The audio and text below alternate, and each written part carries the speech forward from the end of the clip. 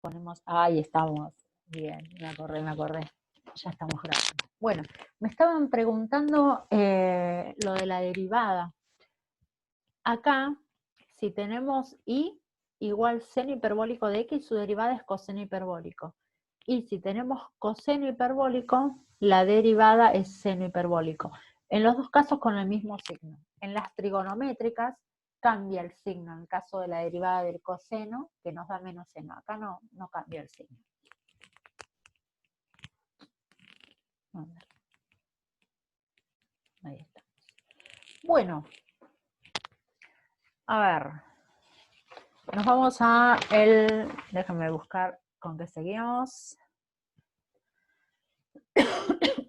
Análisis de funciones, ya estamos en el otro práctico. Vamos a hacer todo un recorrido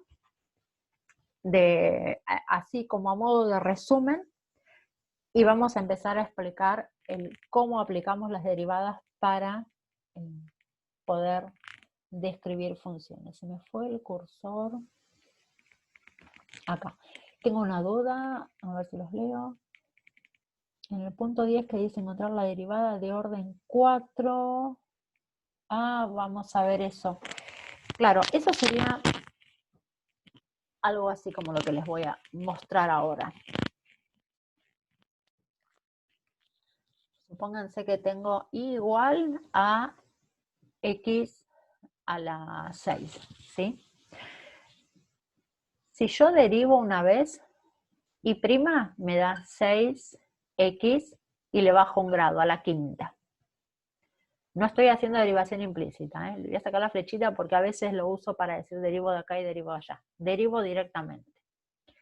No, acá no es que hace falta hablar de derivación implícita, derivamos. ¿Qué pasa? Esta es la derivada de orden 1.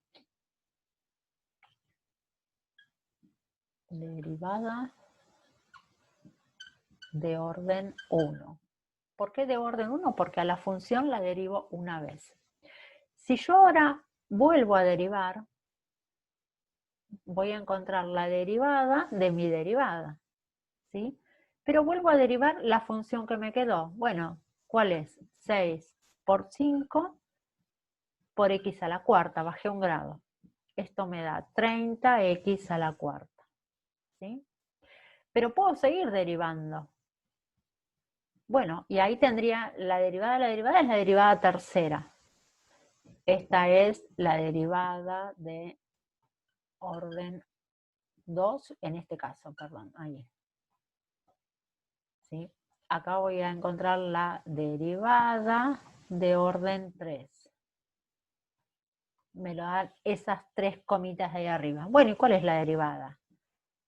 30 por 4 por x y le bajo un grado otra vez al cubo. O sea, 120x al cubo. ¿Puedo seguir derivando? Sí, miren, derivada de orden 4.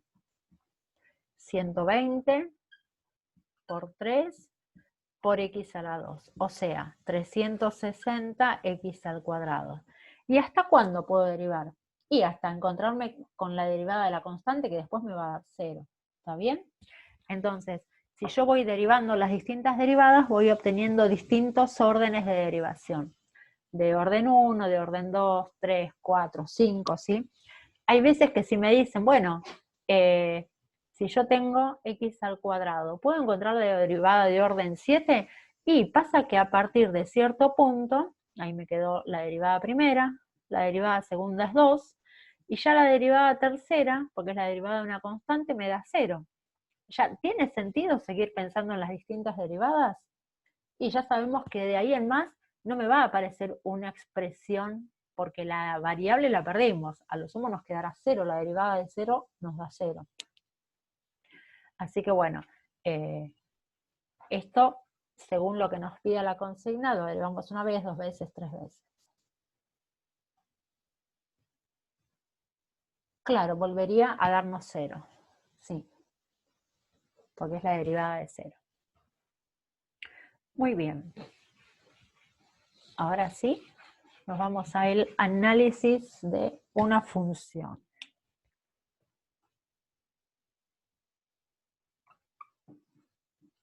Análisis de funciones.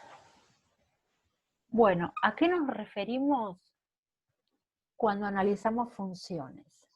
Profe, no se ve, ¿eh? Un poco más. Ah, perdón. Me había olvidado que hoy lo moví para que lo vieran y después quedó ahí abajo. Gracias. Análisis de funciones, entonces. ¿Qué queremos saber de una función?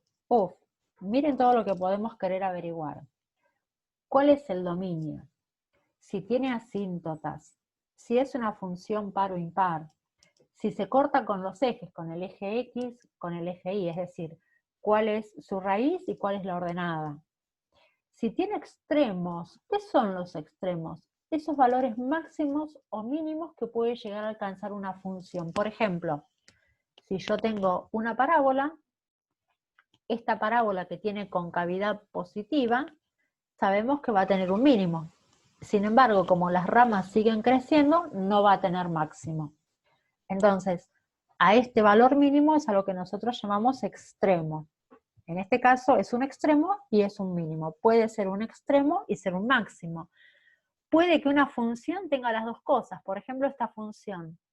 Acá tiene un máximo relativo. ¿Por qué relativo? Y porque no es el valor máximo que alcanza la función. Miren, en este punto está más alto que acá.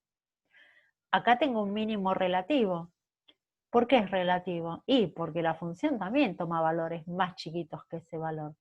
Pero en este sector es el valor mínimo que toma. ¿Qué otras cosas puedo querer saber de una función antes de borrar acá? ¿En qué parte de su dominio crece y en qué parte decrece? Por ejemplo, si yo esto lo tengo en un sistema de coordenadas, bueno, la función viene hasta acá, hasta este valor, viene bajando. A partir de este valor de X, empieza a crecer. Bueno, esto es decrecimiento y crecimiento de la función. ¿Está bien? ¿Qué puede pasar? Fíjense, en el caso de esta función, en esta parte decimos que tiene concavidad negativa. ¿Sí? Concavidad negativa. Pero ¿qué pasa? En algún momento cambia y nos queda la concavidad positiva. Bueno, ¿en qué punto de este recorrido se produce ese cambio de concavidad? Por ejemplo, podríamos pensar que es ahí. ¿Sí? Entonces, ¿cuánto vale ese punto, ese valor de la función? ¿Cómo lo vamos a poder determinar? Bueno, todas estas cosas, o algunas al menos de ellas, nos lo va a permitir el cálculo de las derivadas y el análisis. ¿Está bien? Crecimiento, decrecimiento, punto de inflexión, lo llamamos a este, como les dije recién, donde se da el cambio de concavidad. Si tenemos, como en algún caso, una tangente vertical, ¿qué era la tangente? ¿Se acuerdan cuando vimos derivadas? Que tenemos la tangente en un punto que nos lo daba la derivada de la función evaluada en ese punto. La tangente puede estar tocando ahí, o puede estar tocando en cualquier otro punto de la función. Si nosotros tenemos una tangente, bueno, me quedó de horizontal, no tiene nada esta tangente mía, ahí. Si yo tengo una tangente horizontal, ¿qué pasa? Miren, justo se dio donde tiene un máximo la función. Pero también podemos tener tangente horizontal acá, donde nos aparece un mínimo. ¿Sí? Puede que una función tenga esta formita así, y vamos a ver un ejemplo. ¿Y ese punto cómo se llama? Ese punto se llama punto cuspidal. ¿Está bien? Bueno, todas estas cosas que podemos analizar de una función son las que vamos a ver ahora, primero así como con un recorrido general y después con algún ejemplo. Así que, para empezar, ¿qué tenemos en cuenta? Analizar el dominio de la función. ¿Qué quiere decir que queremos analizar el dominio de la función? Saber para qué valores de X esa función existe. Ahí estoy viendo que hay algo en chat. Ah, está bien, es de antes, ya lo había visto. Bueno, Por ejemplo, en el caso de las funciones polinómicas, ¿cuál es el dominio?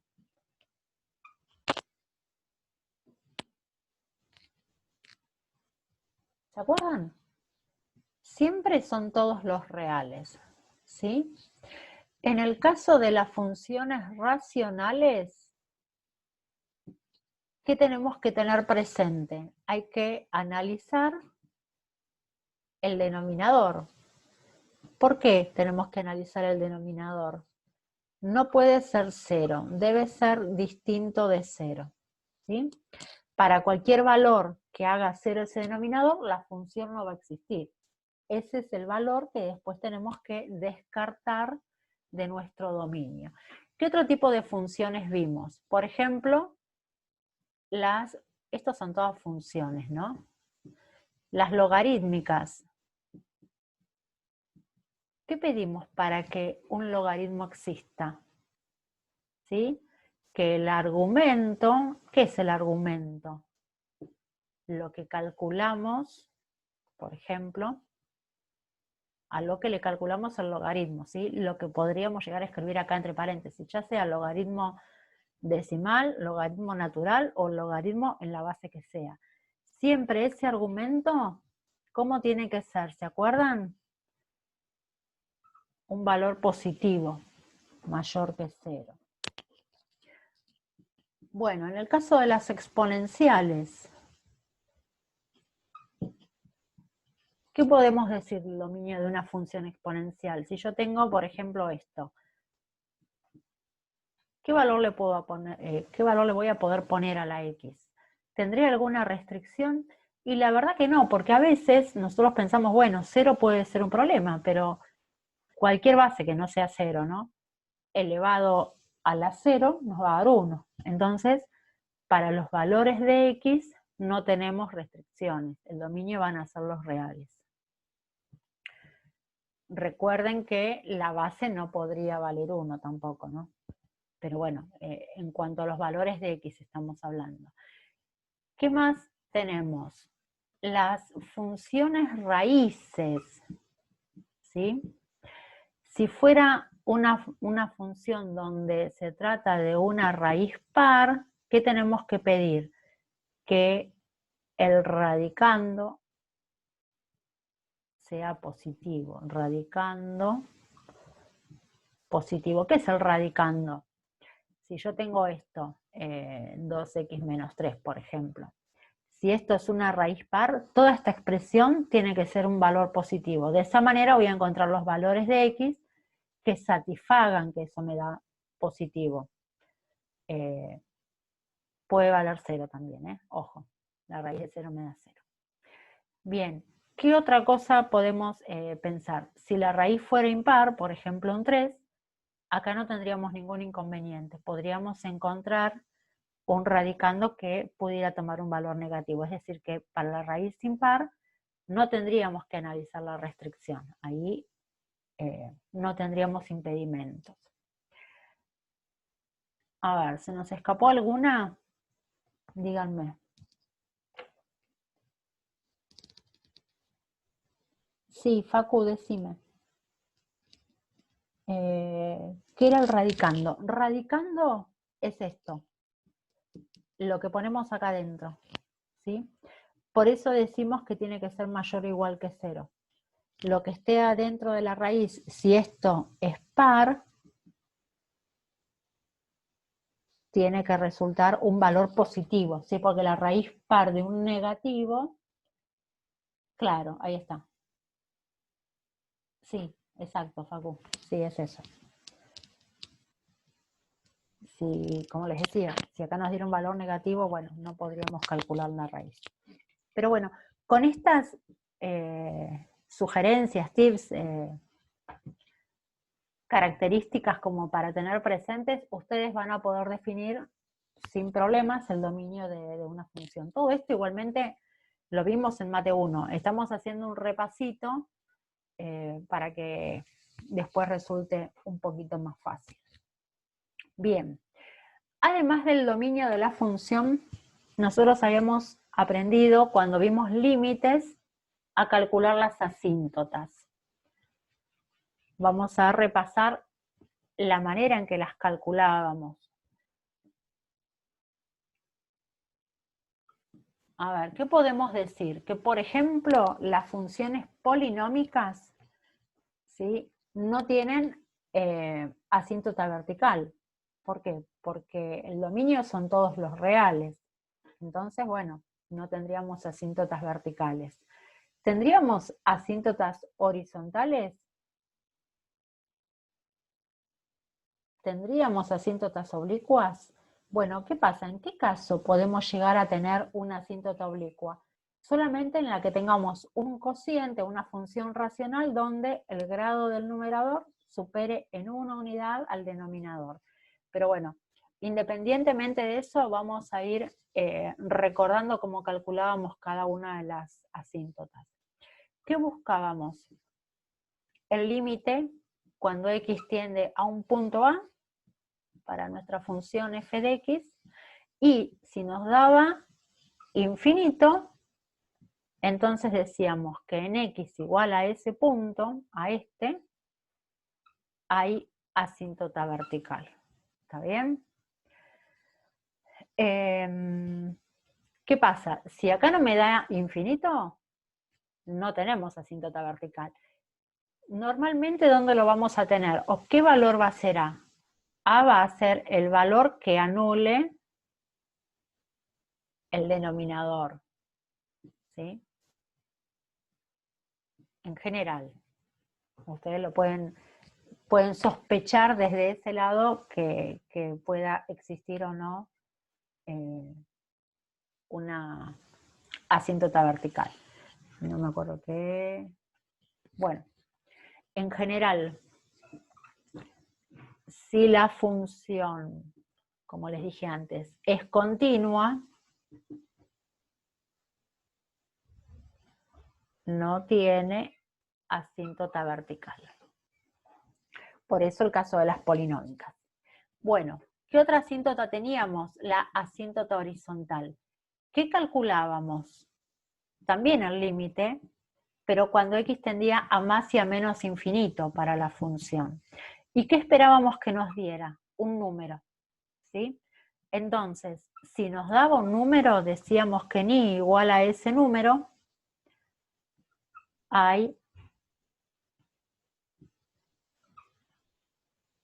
acá puse hay x igual, podemos poner es, si no, en x igual a y igual a, es asíntota horizontal.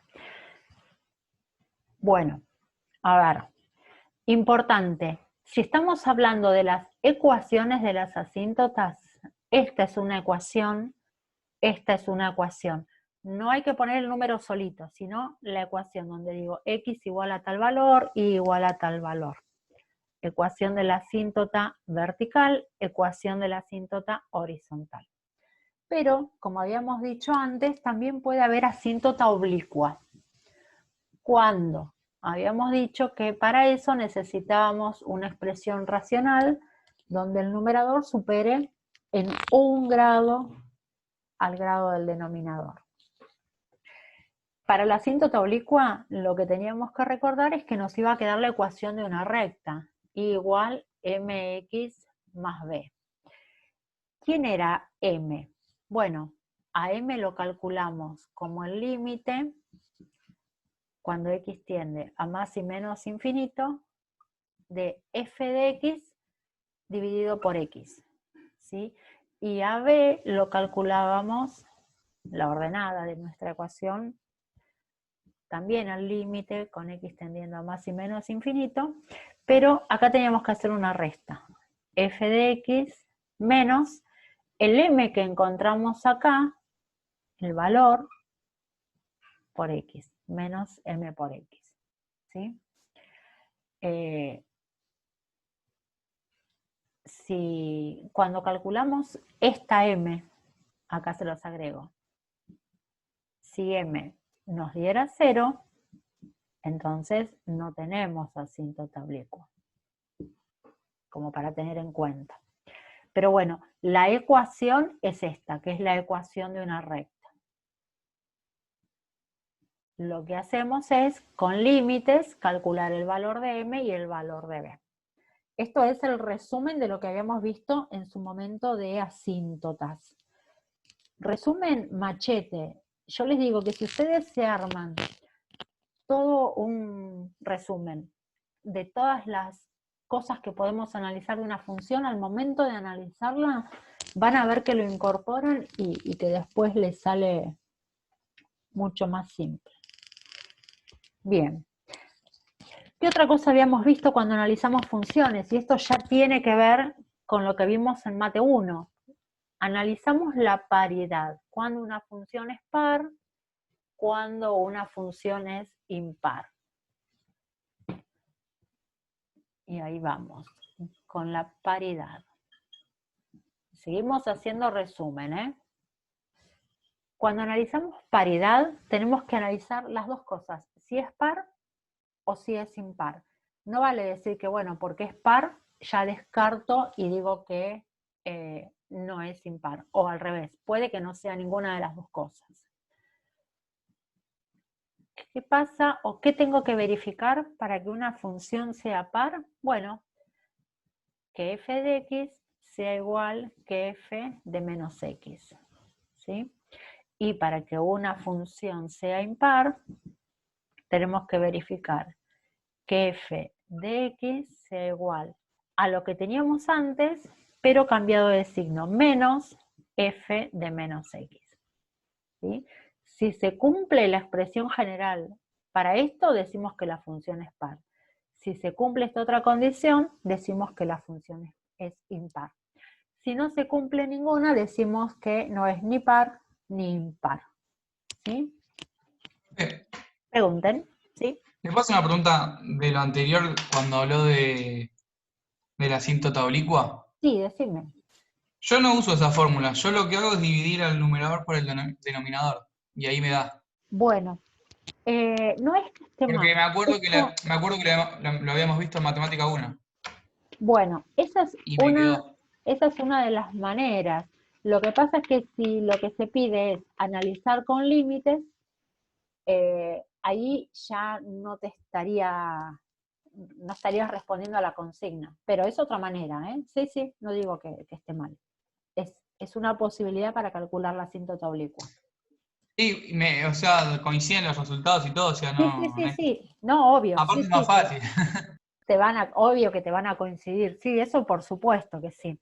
La cuestión es que, bueno, el criterio de haberlo visto en práctico 1 es como forma de aplicación del límite. Ese es el sentido. En realidad con el límite se justifica poder hacer el cálculo. Como en Mate 1, ¿se acuerdan que habíamos visto que la asíntota horizontal era A sobre C? Esto tiene que ver que si nosotros tenemos una fórmula de una... Sí, de ahí lo saqué de la homográfica, me acuerdo. Claro, bueno, si de la homográfica nosotros pedimos que x tienda a infinito, como el grado va a ser 1, vamos a dividir todos los términos por x a la 1 y nos va a quedar solamente esto, el a sobre c, que es exactamente lo que usamos en Mate 1 para decir, bueno, tengo asíntota horizontal en esto. ¿De dónde sale eso? Y en realidad sale de ver qué pasa en el infinito con la función. Lo que pasa es que en Mate 1 no habíamos visto límites, entonces, bueno, decimos, bueno, lo resolvemos así. Con lo de la asíntota oblicua nos pasa lo mismo, decimos, bueno, ¿cómo lo explicamos? Y hacemos la división de los dos polinomios. Perfecto, nos da lo mismo. La justificación viene por el lado de los límites, que ver qué pasa en el infinito. Pero bueno, son dos alternativas para poder calcular la asíntota oblicua. ¿Sí? Está bien igual, ¿eh? No dije en ningún momento al contrario, es otra alternativa. Bien, está bueno además que lo traigas como comentario, porque es una manera de relacionar todo lo que se va viendo. Paridad. ¿Qué más? Intersección con los ejes. ¿Qué es la intersección con los ejes? Bueno, eso parecería como que es obvio, que todos lo tenemos un poquito más claro. Es donde se corta la función con el eje X o con el eje Y. Cuando se corta con el eje X también le decimos raíces, ¿sí? Bueno, ¿y qué hacemos para calcular? Igualamos la función a 0, ¿sí? O hacemos f de x igual 0 y despejamos. ¿Qué hacemos para encontrar la intersección con y? ¿Sí? Es el valor de la ordenada. Lo que hacemos es calcular f de 0, ¿sí? Donde nos aparezca 0, donde nos aparezca x en la fórmula, reemplazamos por 0.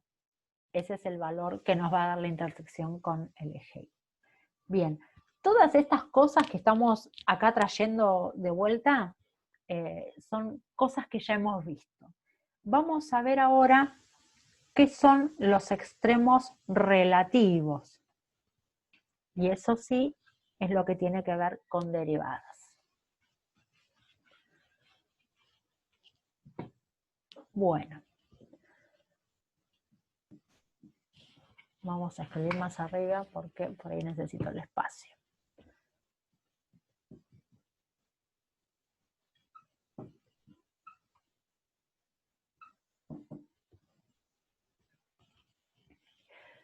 Bueno, a ver. Nosotros podemos calcular la derivada de una función, ¿sí? Y podemos tratar de, siguiendo ese concepto, esa interpretación geométrica que habíamos dado, buscar en qué valor la derivada de la función se hace 0. Por ejemplo, como dibujamos antes, tengo una función, eje Y, que hace algo así, ¿sí? Si yo quiero buscar la tangente en este punto, esta es la función f de x. Si busco la tangente en este punto, tengo una tangente con determinada pendiente, ¿sí? Y esa pendiente se va a ir modificando a lo largo de toda la función. ¿Qué pasa? Donde yo tengo un extremo, como por ejemplo acá, donde tengo un máximo relativo, por lo que explicábamos antes, en este sector va a resultar un máximo.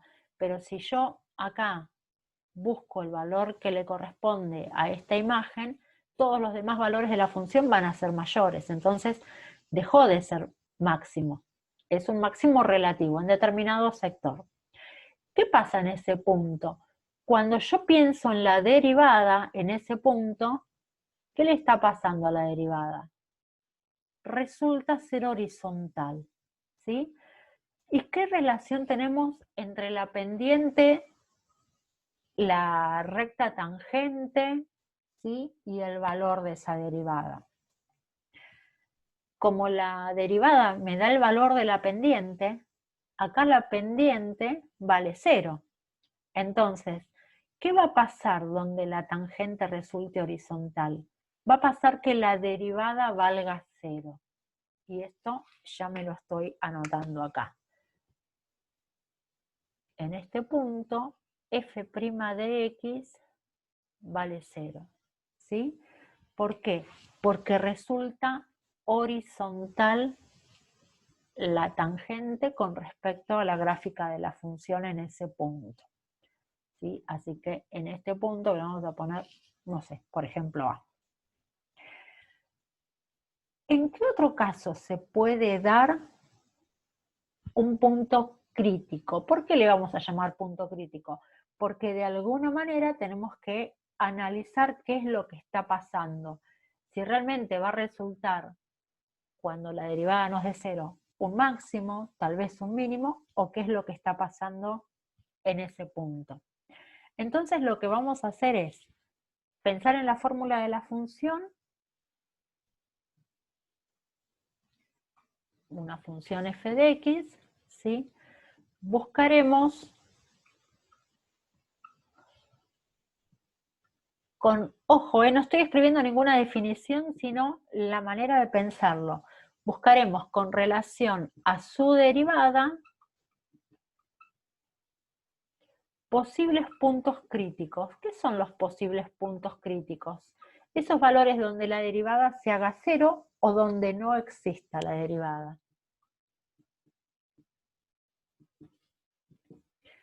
Entonces, ¿cuáles son los puntos críticos de una función? Como les decíamos recién, como decíamos. Los clasificamos en 3 tipos. Tipo 1, si la derivada de la función se hace 0. Punto crítico tipo 2 es si no existe la derivada de la función. Y hay otro más, que es en el caso en que trabajemos solamente con un intervalo de la función, ¿sí? En los extremos de la función. Si f de x, por ejemplo, está definida, se llega a ver ahí, sí, si está definida en un intervalo AB, bueno, los extremos de la función serían x igual a A y x igual a B, ¿sí? Esos son los 3 tipos de puntos críticos que vamos a analizar. Nos quedan 10 minutos. Bueno, vamos a hacer un ejemplo. Pensé que íbamos a llegar a avanzar más, pero bueno. Profe, ¿qué dice el tipo 3? No entendí. Tipo 3, en los extremos donde está definida la función, ¿sí? Si está definida en un intervalo AB. Entonces, en el extremo A y en el extremo B. Ahí tendríamos puntos críticos. Bueno, vamos con un ejemplo.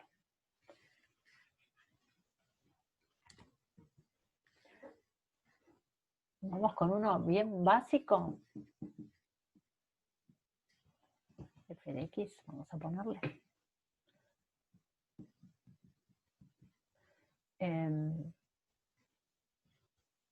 A ver. X al cuadrado. Menos 2. A ver. Sí. Borro por acá. Bueno, ¿qué tenemos que hacer nosotros? Primero, buscamos la derivada. F' de X. ¿Sí? La derivada de esta función es 2x. Entonces nos preguntamos,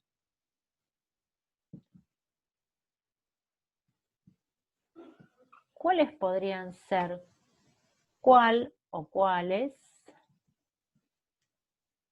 podrían ser puntos críticos? Y acá nos respondemos siguiendo esto que habíamos escrito antes. Bueno, puntos críticos tipo 1, es decir, cuando la derivada se hace 0. ¿Cómo lo buscamos? Punto crítico tipo 1, ¿sí? F' de X, que nos da 2x, lo vamos a igualar a 0. Entonces, nos quedamos con esta expresión, ¿no? ¿Para qué valor de x esto se hace 0? Y bueno, si el 2 lo despejo dividiendo, para x 0. Entonces, x igual a 0 es punto crítico. ¿Por qué es punto crítico? Porque es ese valor en el que la derivada primera se hace 0. Tenemos acá la condición. Nos preguntamos, ¿hay punto crítico tipo 2? Es decir, ¿hay algún valor para el que la función derivada f' de x igual a 2x existe para todo x? Y la respuesta es que sí. Como la respuesta es sí, es decir, ¿por qué existe para todo x? Porque yo acá le puedo poner en x cualquier valor. No hay algún valor prohibido, ¿sí? Para el que no exista la función derivada. Como la respuesta es sí, entonces no hay punto crítico tipo 2. ¿Está bien? ¿Hay punto crítico tipo 3? Y no, porque no la definí en un intervalo. Está definida en R. Como el dominio, acá es todo R, decimos que no hay punto crítico tipo 3. Por lo tanto, nuestro único punto crítico lo tenemos en 0. Entonces, nos quedamos con esto. Vamos a analizar el signo que tiene la derivada a la izquierda y a la derecha del 0. Borro acá. y así los dejo un cachito que vayan copiando. Analizo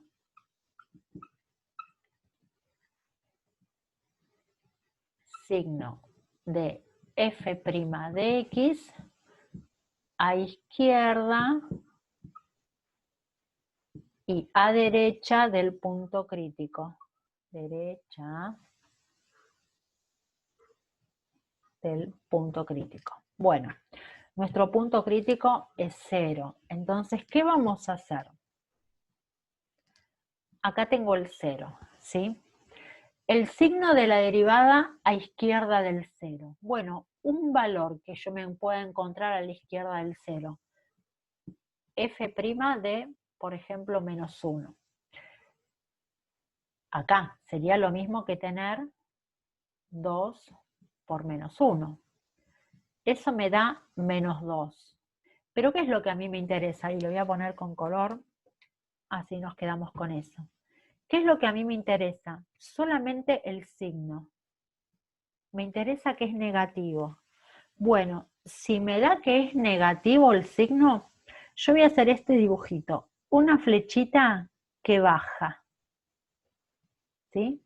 Negativo lo tomo como que está decreciendo. Me fijo qué pasa con el signo de f', es lo que estoy buscando, ¿eh? De la misma manera voy a buscar el signo de la derivada del lado derecho. Lo hice antes a izquierda, ahora lo voy a hacer a derecha del punto crítico. X igual 0, punto crítico. Bueno, ¿qué pasa acá? Digo, bueno, 2 por 1 me da 2, pero lo que a mí me interesa no es el valor, sino el signo, me da positivo. Si me da positivo, ¿qué voy a dibujar a la derecha del 0? Una flechita que va para arriba. ¿Qué me dice eso? Que si primero tengo el signo negativo y cambia después del punto crítico a positivo, cuando pasa esto, en x igual a 0 hay un mínimo, decimos, un mínimo con acento, relativo. Fíjense, si nosotros dibujamos la función, nuestra función nos queda así. Esto es f de x igual x, ahí no, era menos 2. Acá. Nos queda así, en menos 2. F de x, x cuadrado menos 2. Esta es la gráfica. En x0 tenemos un mínimo relativo. ¿Sí? Visualmente, ¿cómo nos damos cuenta? Fíjense que nos queda algo así. Si nosotros hiciéramos el cálculo y nos hubiera quedado al revés, que primero crece y después decrece, el mismo dibujito nos hubiera quedado algo así. Crece y decrece. Nos queda así como una montañita. Eso nos está hablando de un máximo. Acá nos queda una curvita al revés, nos habla de un mínimo.